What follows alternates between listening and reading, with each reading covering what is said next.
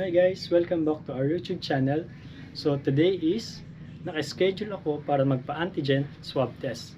And this is my first time na ma-experience to, kaya subukan natin i-vlog. And kailangan ko din to para ma-continue yung work ko from office. So tara!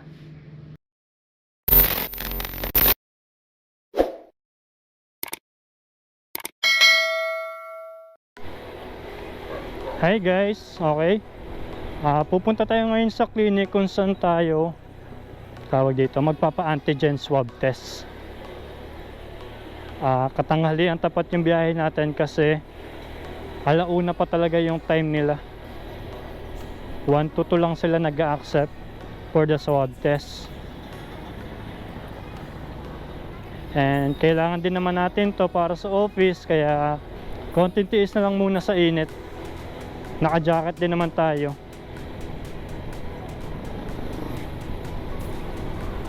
Okay. Medyo kinakabahan ako kung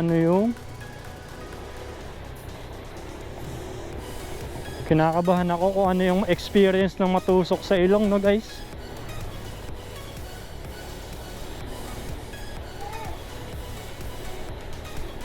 Sensitive pa naman yung ilong ko.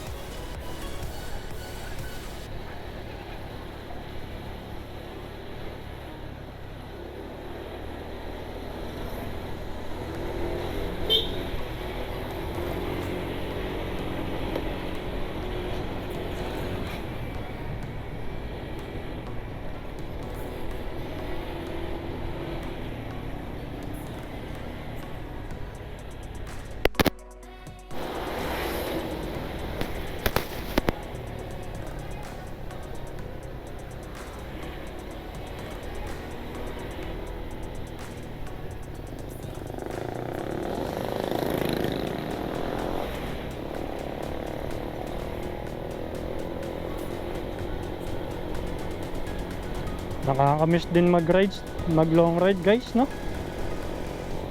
Tagal na namin hindi nakapag motovlog. Di pa kasi talaga ito yung panahon para sa amin guys eh. Bukod sa may pandemic pa or COVID, buntis din si Mrs. So hindi talaga tayo pwede mag motovlog muna sa ngayon. Pagtsagaan na natin ngayon, ito lang muna ang magiging motovlog natin. Although malapit lang yung pupuntahan natin. Tapos same spot, ulit-ulit lang yung makikita natin sa vlog natin na biyahe namin. Pura ito lang kasi yung daan. Hindi kami lumalagpas ng malolos eh.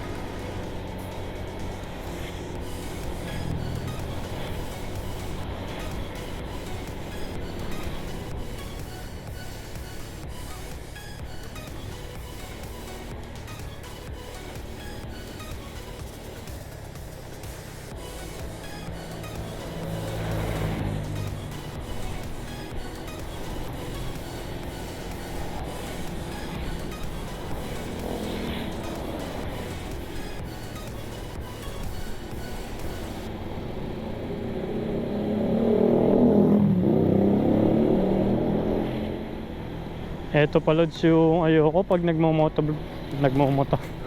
pag nagmumotor ako ng mag-isa.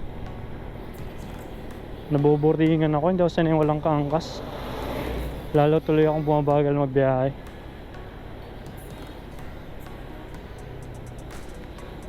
Ano lang tayo guys, chill ride lang tayo.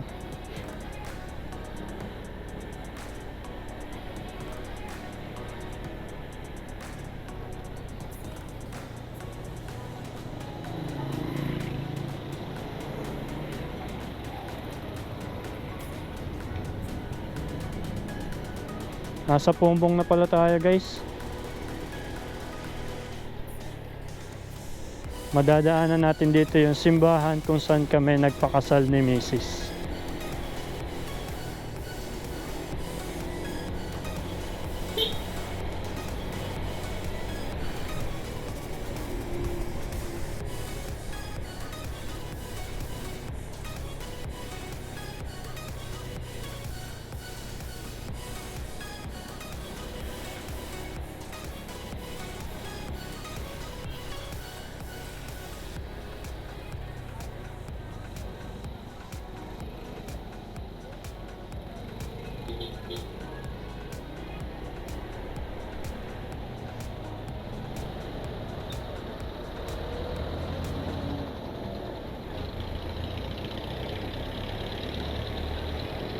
Ayan guys, yung simbahan na yan.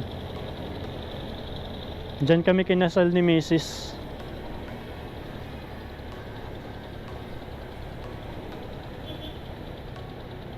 Ayan, dyan na din kami nagpictorial yan.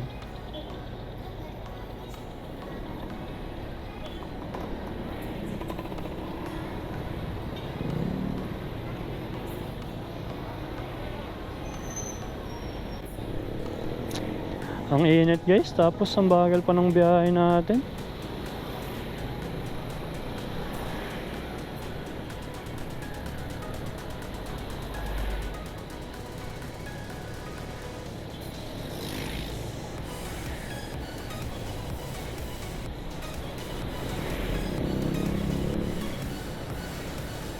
Di pa kasi tayo ganun kagaling mag ano guys mag overtake. Play safe pa tayo sa pagbabiyahe, which is good din naman para sa safety din natin yan guys.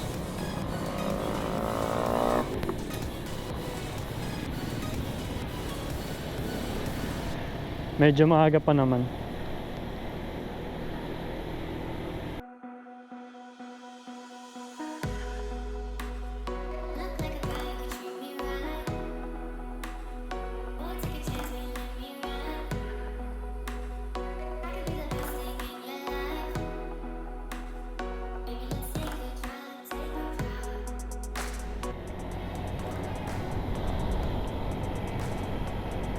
Ang ganda tingnan ng daan guys pag nagsasarado yung magkabilang side ng puno no?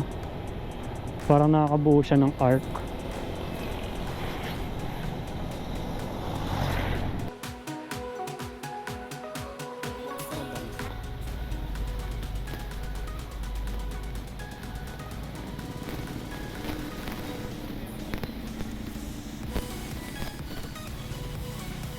Pag nakarating tayo ng Barasuin at hindi natin siya nakita guys, ibig sabihin lagpas na tayo. So babalik tayo.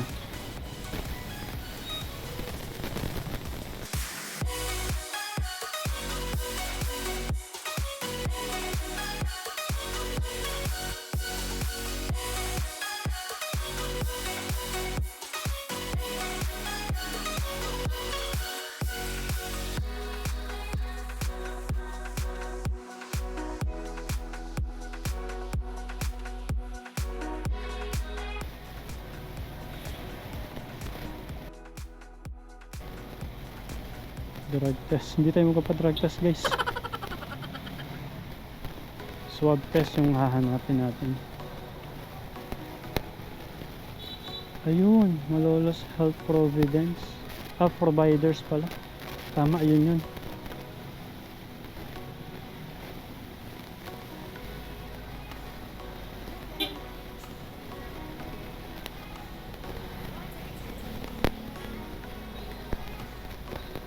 So, saan papasok ko?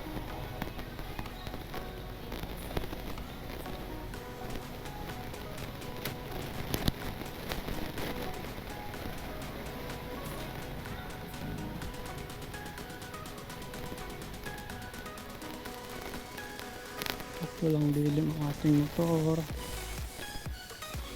So I think guys, dito na tayo. Ngayon na lang ulit, tatanong-tanong muna. Bye bye.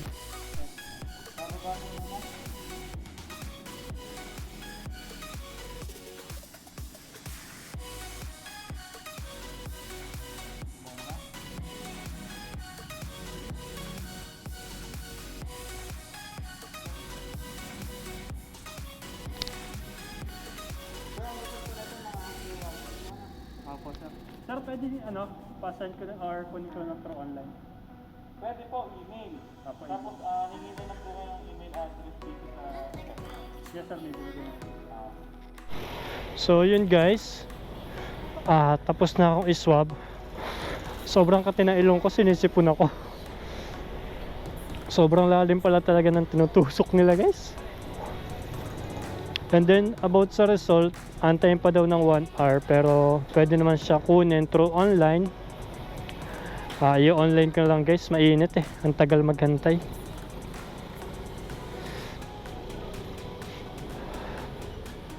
Then kung di natin makuha online mamaya, pwede naman natin siyang balikan bukas.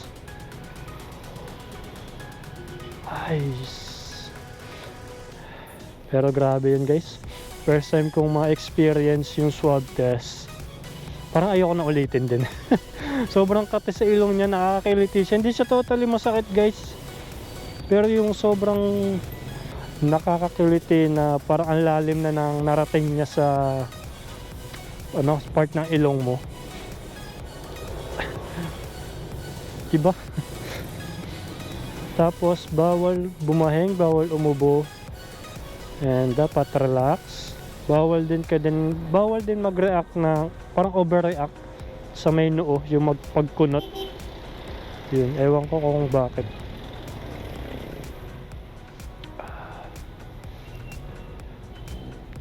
So uwi na tayo guys, ang init pa din, pero sana makapag-withdraw ko bago tayo makauwi. And syempre sana guys, negative yung maging result. Okay, ito siguro yung i-wish natin na think negative guys. Yan, ang kati talaga ng ilong ko, nasisingho tuloy ako ngayon.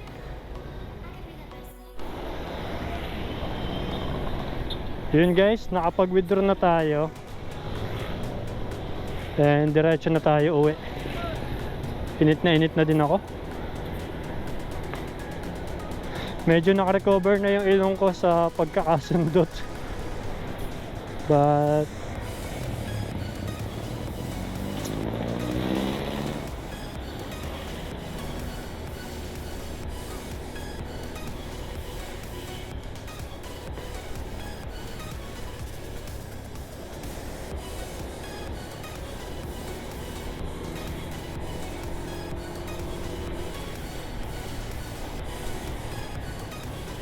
ay, di pa tayo umabot. Talaga naman. Okay guys, i-start natin dito. Same routine na yung dadaanan natin. So kung saan tayo dumaan ng papunta, mula dito, yun lang din yung dadaanan natin.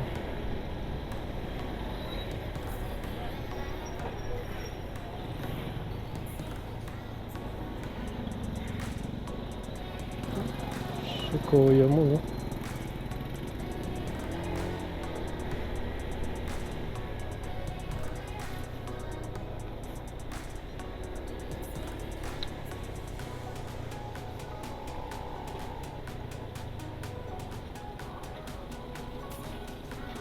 mukhang mali yung sinabi ko guys na dire-diretso na tayo pa uwi, no? Parang traffic pa din kahit ganitong oras. Makati pa din yung ilong ko. Parang gusto kong suminga.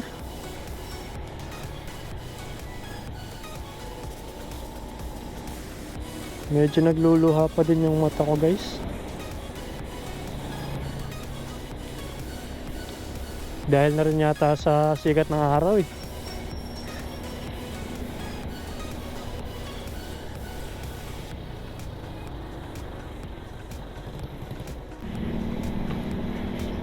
Kanina pala guys, habang nag-aantay tayo dun, hindi ko maintindihan yung pasyente, ba't parang halo-halo yung nasa waiting area. Siguro dahil nga clinic lang siya, no? Nainip ako, ang tagal bago ko tawagin, pero I think pangalawa or pangatlo lang ako sa na-swab. Pero nag-antay tayo dun ng more than an hour. Kasi almost before 1 dumating na tayo. Natawag tayo mga 2. So yeah, more or less 1 hour tayo nag-antay before tayo ma-swab.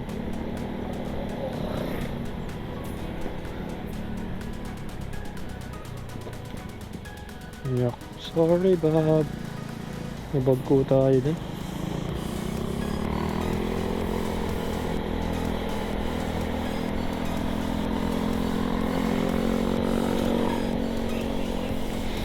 Ang sarap dito guys, oh. Hindi mo ramdam yung init. Sana ganito lagi yung dinadaanan natin. Ang fresh pa ng hangin.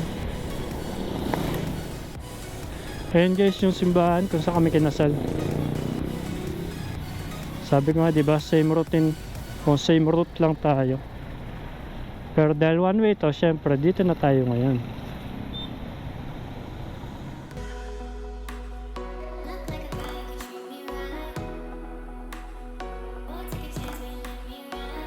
So guys, mamaya na lang, malulubat na tayo. Wala namang magandang scenery dito sa ngayon, oh. Yan lang. Truck kasalubong, truck kaharap, truck ulit. Kaya madalas mabasag yung mga kalsada dito guys. Ang daming truck. Dami din kasi sa amin nag-export ng mga seafoods. So guys, sige, maya na lang. See you. Hi guys, hindi kagad tayo nakapag-video after kong makarating sa bahay dahil nalobat na yung ating camera, and mas minabuting hintayin ko na din ma-send sa atin yung result ng ating swab test para din masama natin dito sa vlog. And yeah, nasend na sa atin yung result natin guys. So pakita lang natin. Ito siya guys. Negative naman siya, and confident din naman ako guys na magne-negative siya dahil hindi naman talaga kami lumalabas ng bahay. And ibig sabihin lang nito, qualified na ako para makapasok ulit sa office namin, and mag-antay na lang ako ng aming schedules kung kailan ako pwede pumasok sa office.